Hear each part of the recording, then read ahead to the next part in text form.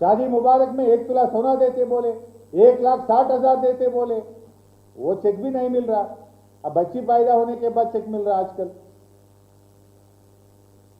Auto డ్రైవర్లకు 179 మంది చనిపోయిండు, 12,000 ఇస్తామని మేనిఫెస్టోలో పెట్టారు. ఇవాళ ఈ రోజుకు ఒక్క ఆటో డ్రైవర్కి కూడా సహాయం అందించక జీవితాలు ఆగమై రోడ్డు మీద పడి 179 మంది ఆటో కార్మికులు ఆత్మహత్య చేసుకున్నారు. ఇప్పటికైనా ఆటో కార్మికులకు 12,000 చెల్లించండి, చనిపోయిన వారికి 10 లక్షల ఎక్స్గ్రేషియా ఇవ్వాలని మేము ప్రభుత్వాన్ని డిమాండ్ చేస్తా ఉన్నాం.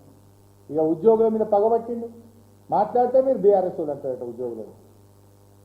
ఉద్యోగులకు పార్టీ ఉండదు, ఏ ప్రభుత్వం ఉంటే ఆ ప్రభుత్వంతో పనిచేస్తారు. ఉపాధ్యాయ ఉద్యోగులను ఇవాళ దేశంలో 5 డిఏలు పెండింగ్ ఉన్న ఒకే రాష్ట్రం తెలంగాణ రాష్ట్రం. పీఆర్సీ ఊసే లేదు. మేనిఫెస్టోలోనేమో బీఆర్ఎస్ కంటే బాగా ఇస్తామన్నారు, 73% ఇచ్చింది బీఆర్ఎస్. నువ్వు ఒక్కటి కూడా ఇవ్వలే కదా.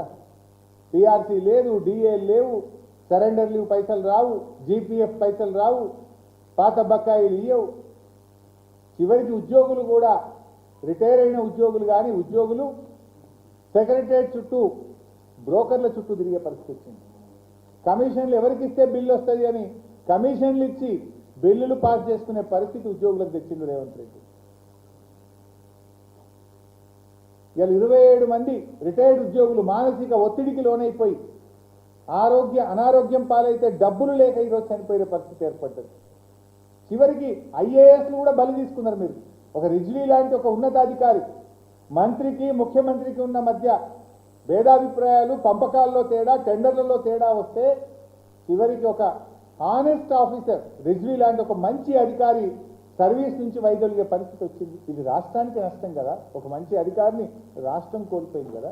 అనుభవజ్ఞుడైనటువంటి ఒక వెరీ గుడ్ ఆఫీసర్ మీ అవినీతికి, మీ పంచాయతీలకు, మీ టెండర్లు, మీ కాంట్రాక్టర్లకు చివరికి ఒక ఐఏఎస్ అధికారిని కూడా బలి తీసుకున్నారు మీరు.